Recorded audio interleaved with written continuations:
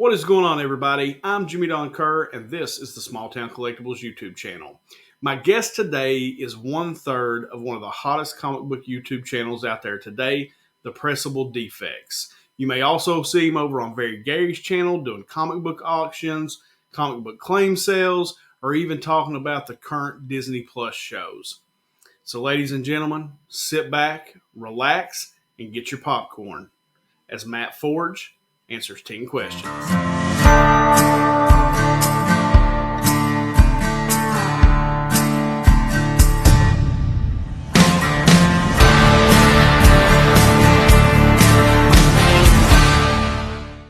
Matt Forge, welcome to 10 Questions. What is up, Jimmy? Yeah, happy to be here. This is going to be fun. I can't wait to chop it up a little bit. This is good. I've seen your videos before. This is good. I can't wait. All right, cool, man. I'm really excited to have you on. Big fan of you guys over on the Pressable Defects channel. And so I'm excited to get you into this. All right, so first questions, Matt, is always the same. And that's what or who got you into comics? Okay. We talked about this a little bit on my channel already. But for the new viewer of the Matt Forge and the Pressable Defects, it's actually my cousin Guy Forge, the co-host on Pressable Defects, that got me into comics. Probably I was around 10 years old, 9 or 10 years old. He's about 3 or 4 years older than me. He was collecting, and we lived about 2 hours apart. So we saw each other maybe like 7, 8 times a year. And whenever we did see each other, he lived in upstate New York, and we'd head over to the Cumberland Farms or, the local comic shop. The only one probably for like 50 miles at that time. And that was the 90s. So there was a lot of them. And we'd go and buy comics off the spinner rack, and he'd show me how to store them. We used to store them in Ziploc bags. That was before bags and boards, right? And he got me into it, and I kind of brought him back into it, right? It seems like everybody go to high school and things kind of fade away. And recently, 3 or 4 years ago, I kind of pulled him back into it. So full circle, No, absolutely. So I was the same way. I talk about it a lot on here, but I had an uncle that sold at flea markets and different things, and that's what kind of got me into it. And then you go to high school and you discover beer and girls, and you kind of venture away from it. Like so what was your time frame? Like, when did you get back into the hobby? So I got back into the hobby. So I always did. I always kept up with, not necessarily the hobby, but like the stories and the characters, right? The characters, as a kid, like that's the nostalgia. So that never went away. So for me, the movies picked up where I stopped with, the collecting of the comics as a kid and the cards, So I never got out of that. I saw every superhero movie, probably from, like Tobey Maguire, Spider-Man on. We never missed. Me and Guy would always go and see them together or watch them, on a DVD, whatever, before they were streaming, Yeah. And I got back into it when the physical collecting of the comics, probably right before Infinity War. Oh, okay. So it's been, it was that 3 years now? Yeah. 2018. Yeah. So that's when I got back into it. It made me get down my comics from my closet and start going through them and seeing what's there. And then I just started researching to say, like, how's this hobby doing? And I was actually shocked to see like how much it had taken off again. So yeah, that's what got me. That's the time, and what actually got me back into it was the nostalgia of the Infinity War movie, and just that was my favorite comic when I was a kid, was the Infinity Gauntlet saga. So Well, that's cool. So, I know for me, I'm kind of the same way. I always kind of kept up with it, and kept up with the characters. But it got to the point where my kids they got older and they just didn't want to hang out with me anymore. And we were out shopping one day, and I walked into a comic book shop, and it was like, okay, I found my home, yeah. I'm back home again. And that was about the time Rebirth came out. Like, Rebirth had just came out from DC. Okay. And so it was a good place for me to jump in. So I started buying the books. Like the stuff that you collect, is it nostalgia based? I know for me, it's like, I love G.I. Joe. That was what I watched when I was a kid. I'm a DC fan because what we had as far as channels, Saturday morning cartoons, I would see Super Friends, so I was always a Superman, Batman fan. Was there any shows for you as a kid that kind of drove how you collect today? Shows as a kid, probably not. Like I don't really collect the you know, I kind of separate, you know, I got into like the G.I. Joe, not because of the comic, but because of the show and the figures. So Yeah. I kind of separate, like I don't have to cross that over to comics. So do I like having a few G.I. Joe comics in my collection? Yes. Do I like having like, you know, Transform? Like, yes, but that's not how I first was introduced to those, you know, universes. So I do kind of keep those separate. I stick to with comics, but I do like the nostalgia with comics. Like I do like older comics. I'm definitely more of a back issue collector than a new issue collector. I don't know if I jumped the gun on that question, but No, uh, but no, it's something a real good follow up though, because since I got back into it, the way that I've collected has changed a lot. And like at first, I was just buying all this new stuff, right? Because I was just getting back into it and I was wanting to read, and I'm a reader, so I was wanting to read the books. But as time has gone on, that has changed because now I don't buy as many back or new issues. I'll read a lot of those online or digitally, you know, to kind of keep up with the stories. yep. But I find myself wanting to get back into the Golden Age books or even the Silver Age, you know, Bronze Age, those books. It was that a similar thing for you, or when you got back in it, did you immediately just go back to the back issues? Yeah, I mean, you see like all these there's like bins behind me, like most of that stuff is like collecting 10 issues a week for probably like 6 months when I first got back into it. Like everything that came out I was collecting, you know, and yeah, that got old real quick. Yeah, That hit the wall. And then I kind of figured out like what storylines I wanted to really read. Because guess what? They're not all good. right. You know, so especially nowadays it seems like they're just throwing so much at us that like you really have to be specific in what, you know. And for me, it's the indies right now that are killing it. You know, Me Marvel's had a too. good couple, you know, Marvel's had a good couple months, and so is DC. But the beginning of 2021 was a different story altogether. The indies were absolutely crushing story wise. So but yeah, no, I started with, I think probably the first book I got back into was, I bought a 9.8. First grade, it was 9.8 Infinity Gauntlet 1. That's Hmm. what I wanted. And then all of a sudden I was like, let me see some of these other, but I'm like, wow, this is books that I've heard of but I've never even seen. So the back issue and the new issue kind of were side by side for a while. Then the new issue took over, and now that's come way down, and the back issue is definitely, I mean, I could sit there with, you know, a Bronze Age or a Silver Age book and just kind of flip through the pages and just kind of look at the page and touch them and get that feel and that smell. Like read word bubbles here and there, not read the full story, and just put it away. You know what I mean? Like just to take it out and just see it. I mean, it's, to me, like it's, there's no, you don't get that with, I don't get it, at least with the new comics. I like the new comics because of the story, and that's it. Even, you know, like Eternals books, right? Like they're not a great, it's not a great story, but I love having those in the collection. Like it's just a cool, like Jack Kirby, man. Like how can Absolutely. you know what I mean? So there is that distinction for me, you know. Yeah, no, well, I find myself kind of the same way now. You know, just like when I was, like I said, I was buying everything. Like I literally would buy every variant. Like I didn't know what I was doing. I was just spending money. Yeah. You know, Yep, and exactly. yeah. So and then I've kind of figured out and been able to hone down now. You know, more what I want to buy, and then what I'll do is I'll read the book digitally, and if I really dig it and I think it has some potential down the road, then I might go buy the floppy. Mm. But it's changed a whole lot. So, all right, let's jump to question two. I could talk about that all night. All right, so let's jump to question two, and that's more about how the Pressable Defects started, and then like when did you guys actually start your channel? Okay, so I didn't realize that was all question one. So Yeah, no, that's what I I'm love saying, it. man. I told you 10 questions is 50 questions. It's Yeah, I love it. I love it. Pressable defects. How did it start? So I'll try to give the abridged version, and then if we want to get into a little bit more detail on anything, just let me know. So, um, again, me and Guy got back into it. You know, I was following some channels, the Very Garys, the Three Men in the Basements, the Comic Toms, the Gem Mints. You know, and this YouTube thing's pretty cool. You know, like a lot of comic stuff, and it seems like a nice community. So I said, you know what?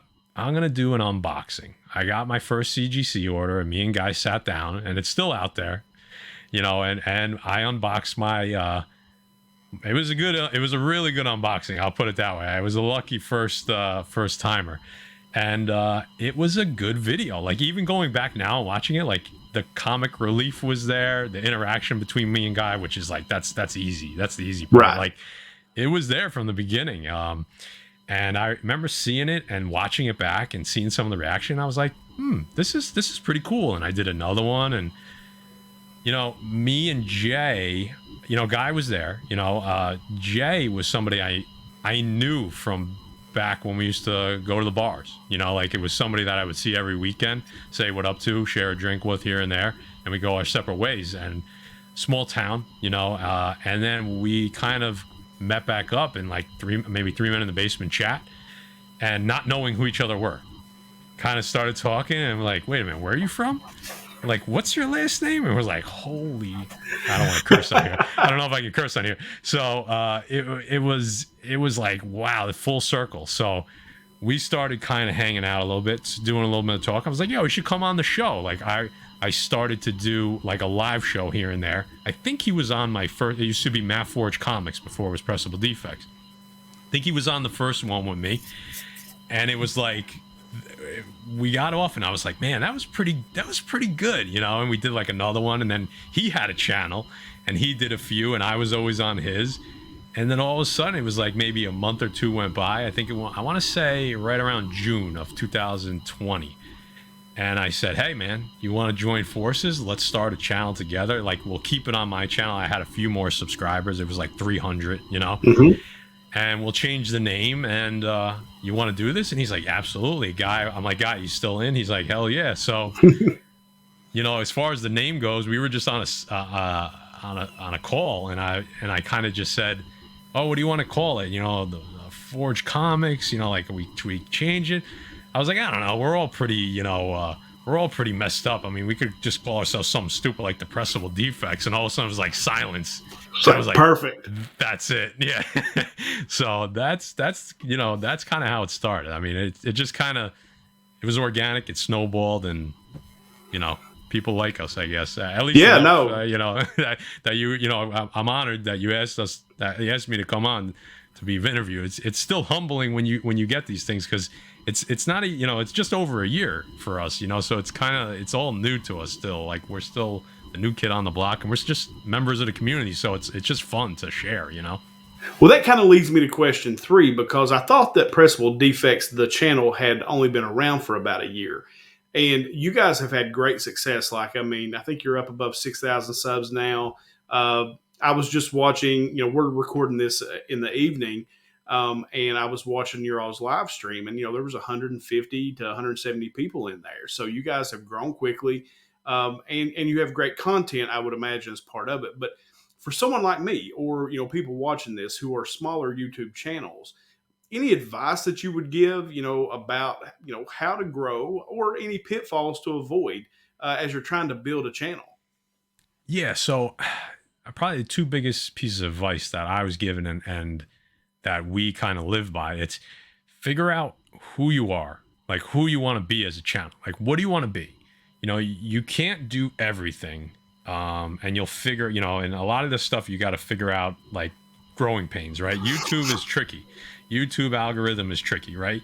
We all do it out of the love of the hobby, but guess what? Most of us, you put hard work into something, you want to see a payoff. And that is people telling you like, hey, I'm going to watch you because you did a good job, or, hey, I'm here now, I'm subscribed because I like you guys. Like, that's, you always hear people like, oh, I don't, don't get caught up in all that. I just do. Well, if you have a regular job, and you're going to put in those extra hours and take away from your personal life, you want to make sure that you're doing the right job. I mean, that's me at least, right? So I said, let's figure out who we are and what we want to be, and what message do we want to convey. Do we want to be like in the smaller circle of the community, and I think you're in there, right? A lot of the YouTube channels are in that smaller center circle of the comic book community, or do you want to be like really mainstream and wide, right? Because those are 2 really big different things, and it changes how you go about your content,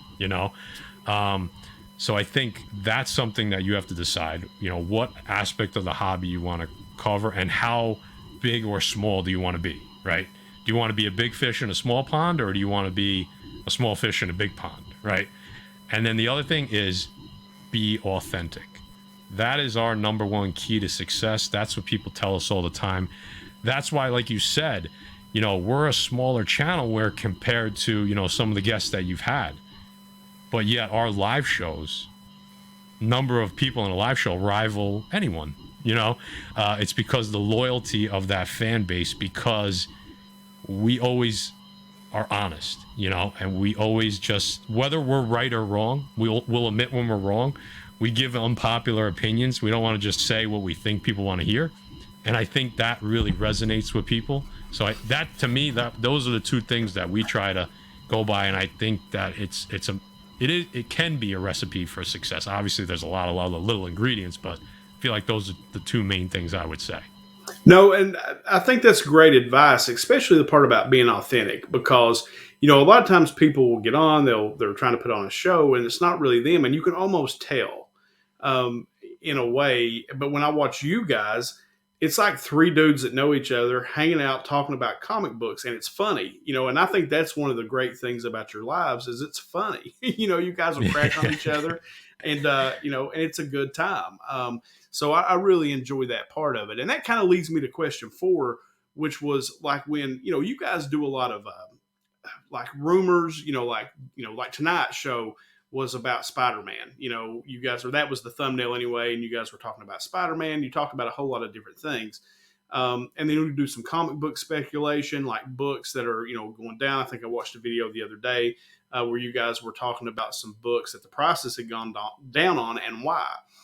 Mm-hmm. Is that how the channel started? Like, did you have that clear goal from the beginning, or did you kind of work into that part of it? Okay, so this is an interesting question. Actually, I like it. When we started, I kind of said to Jay and Guy, like, I don't want to get too far into the speculation. I like doing it myself. Right. I really enjoy it because I'm a good researcher. I enjoy it. It's like a hobby, regardless of what it is. Like if I'm going out to buy a new television, I'm researching the hell out of it. You know what I mean? Like, sure. That's what I'm good at, and it was fun. It was a goal. It's something that, you try to get right. And if you do, it's like great. And if you're wrong, no big deal. So, and Jay was the same way. He liked doing it. He's a big comic reader. So he really enjoyed doing that.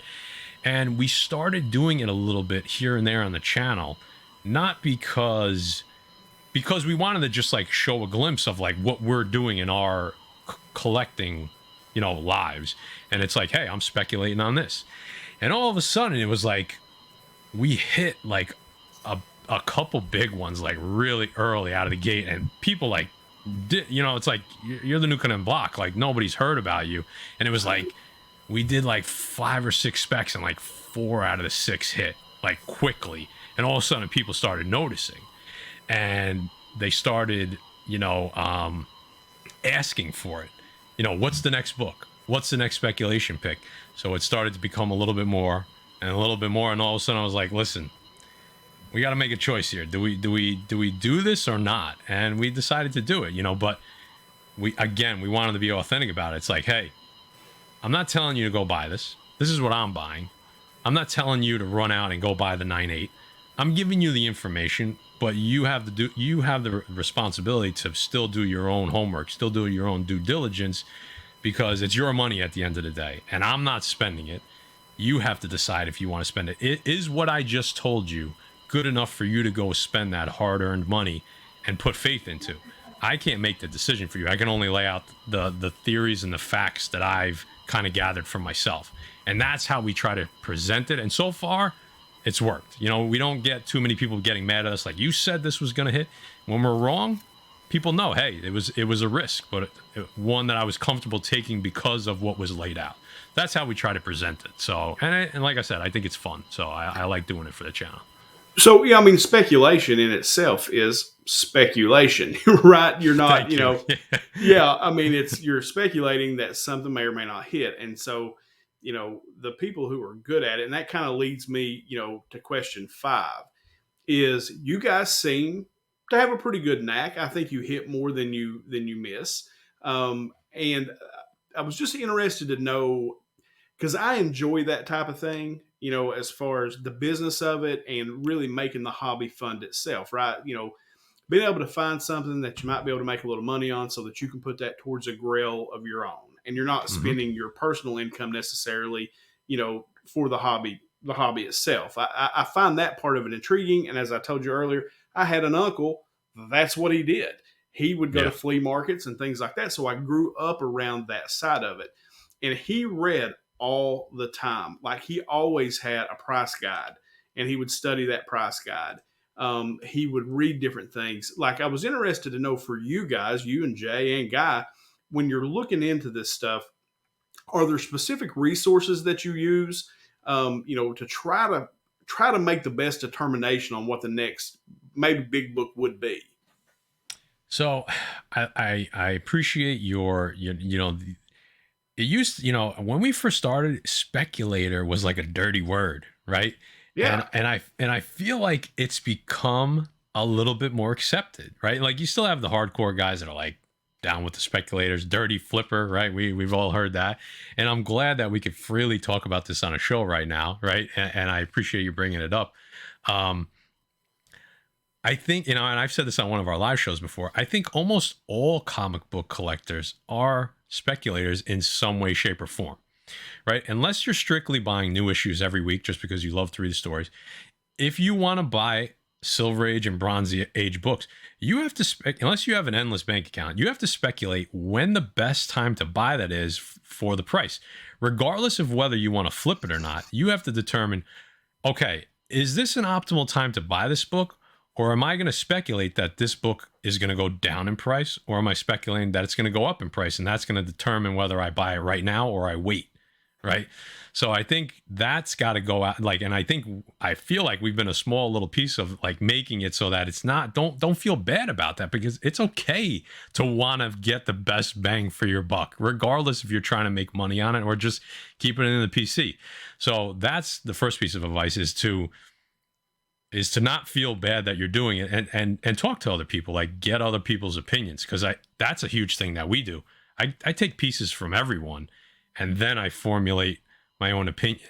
As far as like, if we're trying to do something for scratch, we try to take something that we've gotten a little glimpse of, right? Like we know that, because if you're just trying to speculate out of thin air, it's like closing your eyes and just throwing a dart at a dartboard. right. So we try to get something that is either confirmed or basically confirmed, and we try to blow it up, right? We try to blow it up from there. Like, what storyline are they going to go down? What storyline makes the most sense for what we've seen? And we use history to dictate the future a little bit, right? We go back and we say, okay, how did they do this in the MCU? How did they, and I use the MCU as an example because that seems to be the biggest driver in the market right now, right? Absolutely. So there's no denying it. We all love the comics for the stories, but let's, what moves the books, the MCU. So That's right.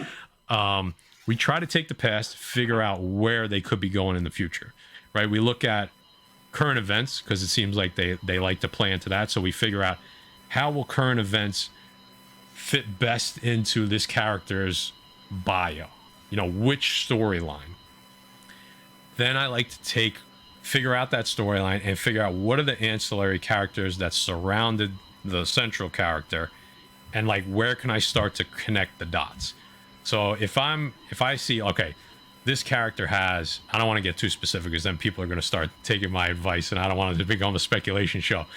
So if you take a character and you say, okay, these 5 characters were the main characters that surrounded during the storyline, and 2 of them are already in the MCU, right? Okay, now I know that storyline seems a little bit more viable because you have 3 pieces already. It fits, you know what I mean? So it's about completing the puzzle that's been laid out for it. That's how I like to look at it. It's, when you're doing a puzzle, what do? You try to, like, you get those corner pieces and you get the next piece in line, and that's what we try to do. We don't try to like go to the middle and where nothing exists and try to put it together from there, because that's very hard and very time consuming. We try to build on what's already there. Try to build from the corners out, and it's been getting a little harder to do because we try to speculate on things that nobody else is. And now it just seems like everybody's speculating on everything, right? On everything, right. So that's been the other hard part is to find the right avenue that make people say like, oh yeah, that makes a lot of sense. You know, Well, and it's that's one of getting the hard. keys to Yeah. speculating is you're looking somewhere nobody else is, because if everybody's looking Right. in that direction, it drives the price up, right? So you're trying to, it's, basic business, buy low, sell high. You hear that all the time. Right. So, and that's interesting. So do you guys like sit around, like you, Jay, and Guy, do you sit around and have this discussion, like what you're talking about right now? Do you guys get together and go that in depth, or is that something that you just do like yourself as you're trying to build it out? So Guy doesn't like the speculation as much. You know, he likes to be involved in the conversation. Like Right. once we do a little bit more of the research, he loves that. Like he loves to hear like where we think it's going. But it's mainly me and Jay that do the speculation. I don't think that's a surprise. You guys can probably tell, No, you know, yeah. from the videos. So me and Jay, you know, if one of us gets like a lead, you know what I mean? Like where we're saying like this makes sense, clicks in our head, we usually instantly get on the phone with each other and like, yo, bro, this is what I'm laying out. Here's what I feel about this. What do you think? Then all of a sudden it's like, wait a minute, well, what about this aspect of it? And all of a sudden there's another building block in there.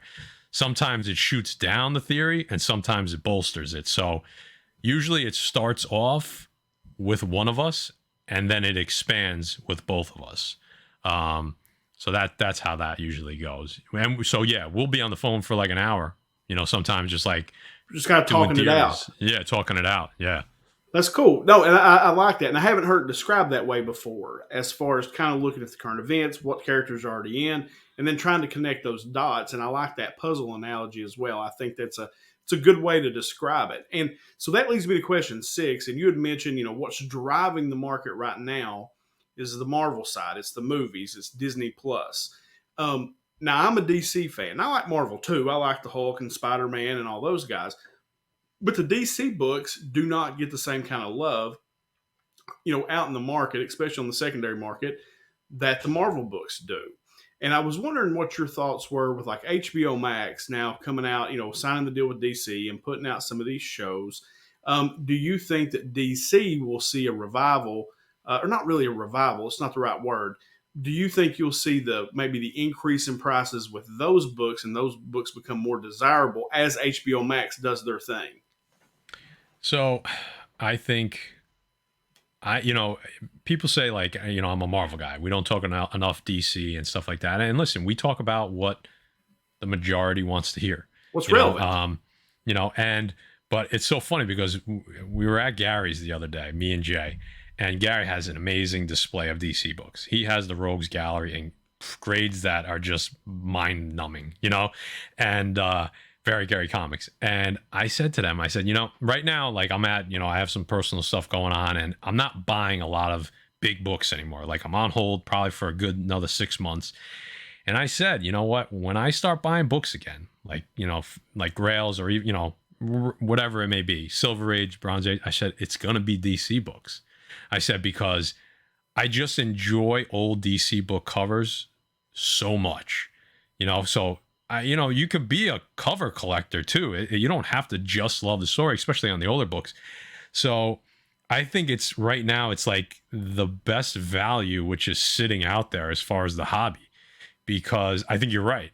I think the Batman is going to be what kicks DCEU in the butt, HBO Max. And I think they're going to realize like, let's not try to equal where the MCU is. Like, let's use their blueprint, but let's not try to skip steps A through D, which is what I think they tried to do for the last couple of years. They tried to just like say, okay, we're just going to skip these steps and just get on the same level as you can't do that. You got to have origins. You have to have character development. You have to make me feel like these characters, I want to know them. That's what drives the comics is the characters. Yes. So you have to do the same thing on screen, and they missed that message. They did it with Wonder Woman 1, and then all of a sudden they got away from it. So, but I do feel like the Batman, Matt Reeves, like that could be the ignition to kickstart the DCEU again and take it in a direction like, listen, my favorite comic book movie of all time is Dark Knight. Mine too. It beats everything in Marvel. So I understand great directors, like that's important. So get a great director. You know what I mean? You have the Snyderverse right there in front of you.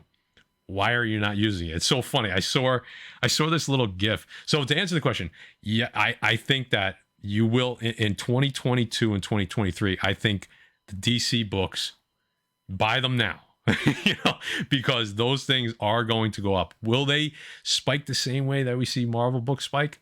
I don't know because the characters that we're going to see, those books are already pricey, right? Like that's, but hey, start giving us some of those unknown characters like Marvel did. You know what I mean? Like we're getting America Chavez probably in the next few months. Like, who the hell is that? I don't know, but her first appearance in a 9.8 is $2,000 almost. You know what I mean? And it used to be a $5 back issue book. So DC, pay attention, but it's so funny. This little video was like two silhouette figures, with pickaxes digging into a mountainside, right? And it was like one said DCEU and one said MCU. And they were like, one was on top and one was on the bottom. And MCU like was chipping away and they got to the finish line. It was like gold and they took it, they walked away, they went up the elevator, and the DC guy said, screw it, I'm going down there into the Marvel pit. And he starts digging and he's digging. All of a sudden the camera pans over to show more of the dirt. And it was like on the Marvel side, there was nothing left. But on the level that the DC guy was on, like there was like tiny bit of dirt, and then all of a sudden it said Snyderverse. It's like you got this thing right in front of you. Why are you not using it, or at least entertaining, like using pieces of it? So, but I think they're gonna get back on the right track. I have high hopes for the Batman. So, I do too. I want to see DC. I want to see it succeed. Me too. And I just think it makes it better. It makes the hobby better. You look at what Disney Plus is doing right now with these little shows, and we'll talk about that in just a little bit. But, I think like Titans, for example, on HBO Max. Very good. The season on HBO, you could tell it was HBO. Like you could tell the difference in season 1 and 2 and then what happened, with season 3. And so I'm hoping we can see that because I love DC. Like I said, I love it all, man. There's nothing I don't like. I like everything, but it's, I'm one of those people, but I prefer DC because it was really more nostalgia and what I read as a kid. So I want to move to question 7 here. And I want to talk about, we've seen this explosion over the last several years in every hobby, whether it be, comic books, trading cards, Pokemon's back, you're seeing it everywhere. And I think some of that was COVID and people had extra money because you're getting the stimulus money. So you had money to burn and we're looking for something to do because you were bored. But I wanted to know, just in your opinion, what do you think the challenges are going to be moving forward for the comic book community when it comes to, just the hobby itself? Two things that come immediately to mind. I feel like in addition to the COVID thing, guys and girls in our age group, the 90s seems to be like, that was a huge collecting, there's every era had its heyday, and the 90s were huge, and cards, sports cards, comic books, huge for 90s kids. You were in that 8 to 13 range in 1990, 1991. You probably collected comic books. Well, guess what? We've all grown up. We all have jobs, and some of us have disposable income. So it's like, you know what? I'm going to go out and buy that Grail. I'm going to go out. And so I think a lot had to do with the age group that all of a sudden now is like, yeah, I got a little bit of extra money. Let me go out and buy a collection. Let me go out and buy, a big book, So I think a challenge is, what does the next generation do? Are they, are the 2000s kids going to be able to carry the torch? And one side of me says no, but the other side of me says, well, they did have the movies, so maybe the movies can help translate to the physical book, the paper medium, how it was in reverse for the kids in the 90s, I don't know if it can translate as well, but I feel like it still will. So I have a little hope for that. They are making a push to make comic books for kids and making these characters more recognizable and kind of saying, hey, check out the comic book. I think that's what they have to do. I think another challenge, and I think probably the bigger one, is price. Yeah, I price is a think definite challenge. a new comic book, I'm gonna say by 2023, I think all comics are gonna be $5.99 and up. I don't think you're gonna see the $3.99 and $4.99 anymore. I think it's gonna be $6 and $7 comic books for standard size. Because we have paper shortages, we have inflation. So even for new issues, and it's going to be tough. A lot of these kids are going to go to the digital medium, right? So that could hurt. I don't know if it hurts the hobby, but I think the physical medium has to stay alive for the hobby to stay alive, right? It can't go all streaming. It can't go all digital. And same thing it goes with back issues. We saw insane prices March through July of 2021, and I think it hurt the hobby. I really do. I think it hurt the hobby because it convoluted everything. It made books that should be $100, $500. Right. And that's not good. That's not good for the. I don't care if you're the guy that has all those books that are selling them. It's still something you probably don't want to see, because it makes everything else going forward that much harder. Whether you're trying to buy, whether you're trying to sell, or whether you're just a fan that wants to see the hobby healthy. That's a problem, and we need to. It's in a correction right now. The market's in a correction, and it needs to be, and it's going to be there for a while. And the MCU stuff, like the Spider-Man stuff, like this No Way Home stuff, like it's going to cause a little bit of a spike again in places that maybe it shouldn't. Like for the books that it should, absolutely, those books deserve to go up. There's supply and demand, right? That's what controls price. So you're going to have a lot of demand and some low supply. So it makes sense. But when it's organic, it's healthy for the hobby. When it's just new money getting poured in and just pushing prices up and creating, inflation inflation that we, in society that we already have inflation, like that's bad for the hobby. So price has to correct. We have to, as the community, we have to let it correct, which I think has been happening.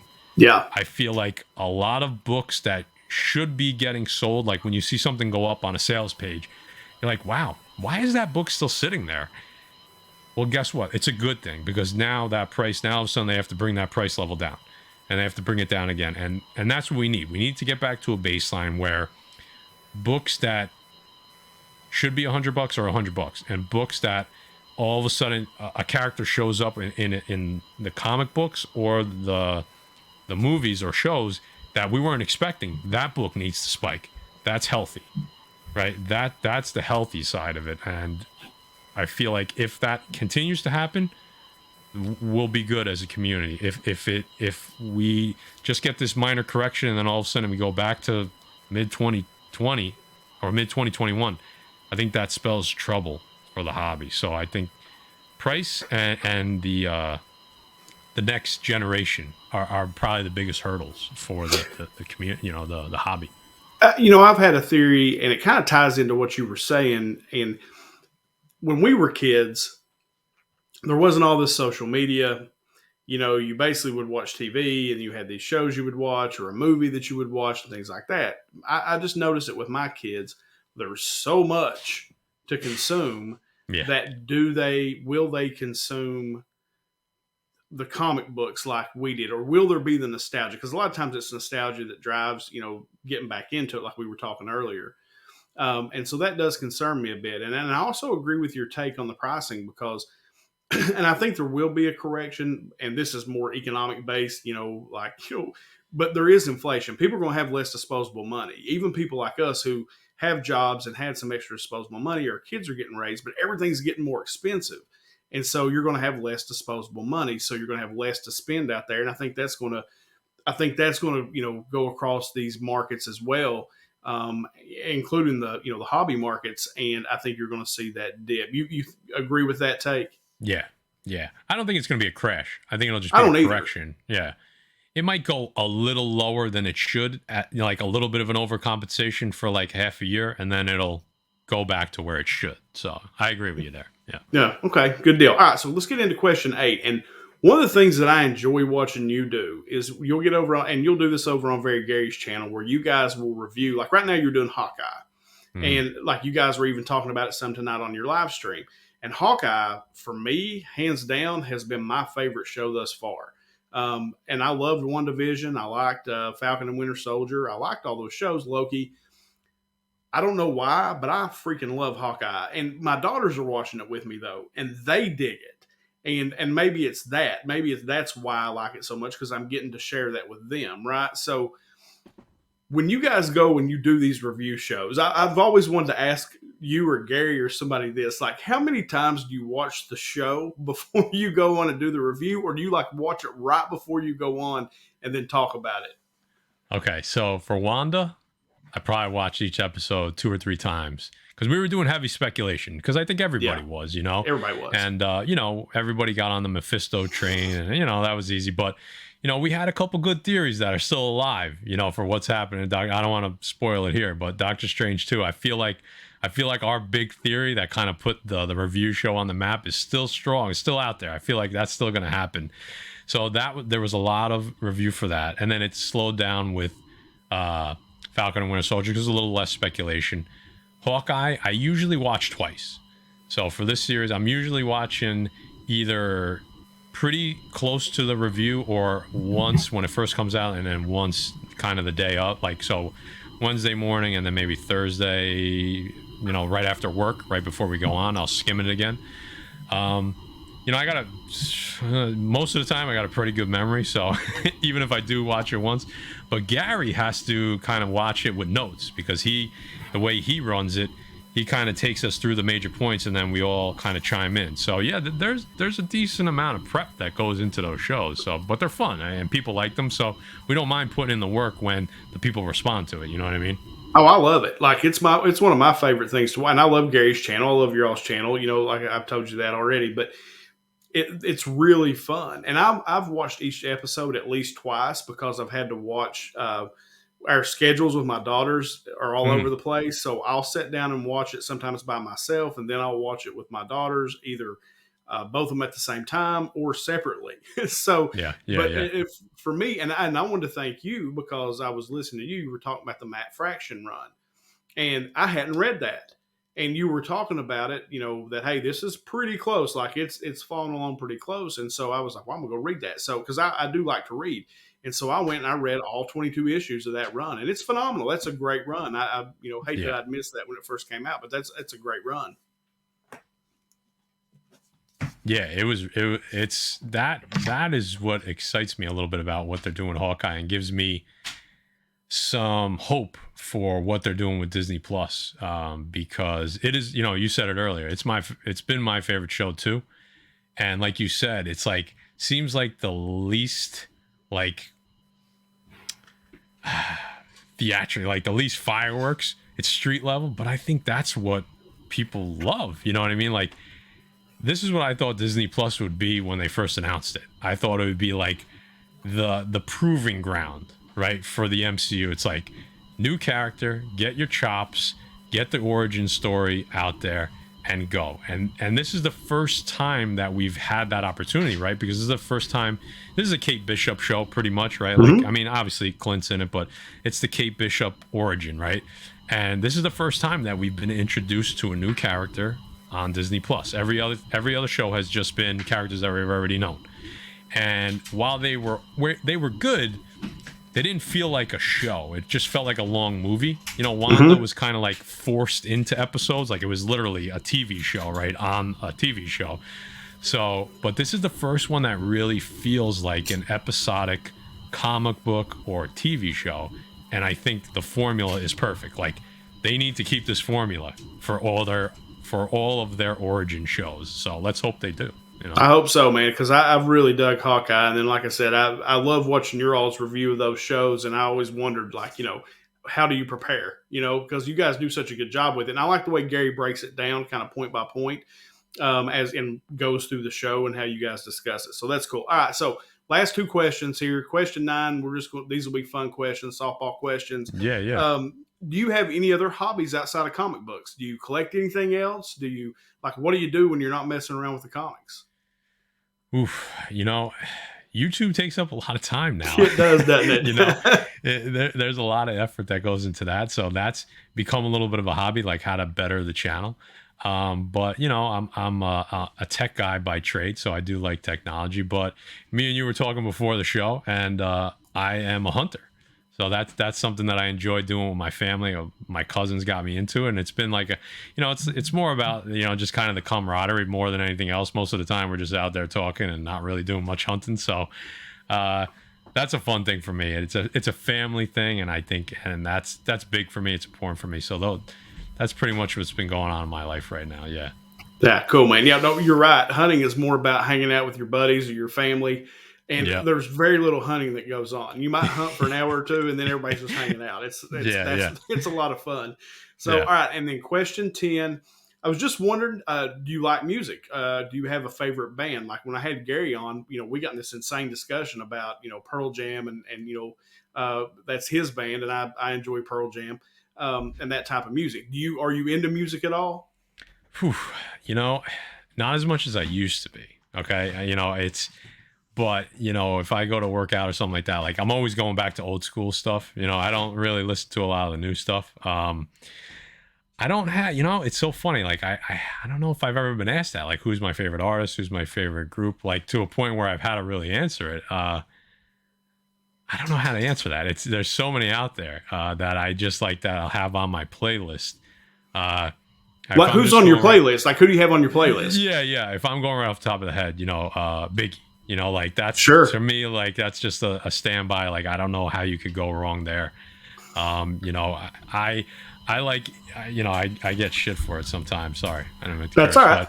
I like 80s hair. I like me too. I like 80s hair music. So first concert I ever went to was Poison when they were the hair band.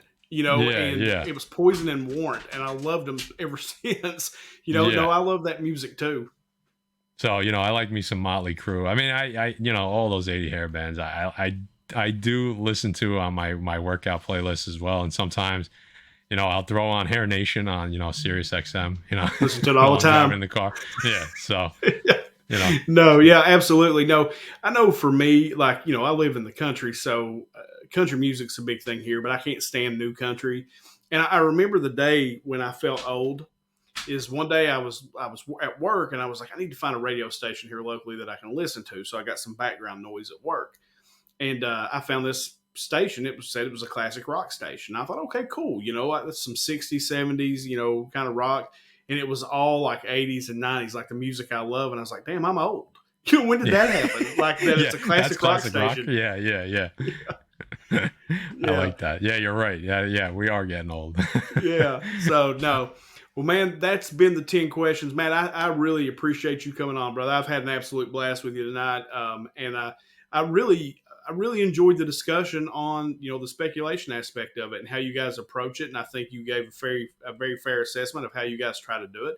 And people who are watching this, I mean, like I said, I always tell people when it comes to speculation, that's the word, you're speculating, it's just, know that when you're going into it, do your research, and it should be all good. But I really enjoyed this, brother. Appreciate you coming on. Yeah, man, this has been a blast. I'm glad. I knew when we first spoke on DM that we were like-minded. So it's always good to see that when you're doing an interview, especially about a hobby that we're both passionate about. You like to hear differing opinions, but it's nice to always get that reaffirmation that like, hey, you're on the right track to things. So that's been pretty cool. And yeah, the speculation stuff is fun. It's and like you said, it is always speculation. We try to give as much fact as we can so that you can go out and make your own determination if it's a good spec or not. So yeah, blast doing that. blast talking with the community. You know, Jimmy, you host a great thing over here. You've had some heavy hitters on 10 questions, so I was a little nervous coming on here. I was like, damn, I got some big shoes to fill, but this has been a blast. You've made it super easy. I hope you get the other pressable guys on here. Oh, I plan on it. Yeah, because look, I love all you guys. Like, you know, and I feel like I get on here and I gush about, but I truly do. Like, I really like watching your guys' channel, and I almost feel like I know you. You know, like I feel like I know you guys. Listen, man, it's humbling to even to this day. Like when we hear people say that to us, it truly is just like I still can't wrap my head around it. And listen, I watched some of your interviews, and you do a great job with this because it's not easy, right? Like to get a personality on that you've never spoke to before, and it's like just create like an hour-long conversation out of thin air. It's not easy, and you do a good job. So thank you. Keep doing it. You know, it's for the community. What you're doing is you're giving information to the community, and you got to respect that. And I appreciate you having me on, bro. It's been a blast. Man, I appreciate it, guys. I'll link all, if you don't know where the man's at, I'll link him down in the description to the YouTube channel, Pressable Defects, and to his IG. Guys, Matt Forge, what can I say? What a great interview. This has been 10 Questions.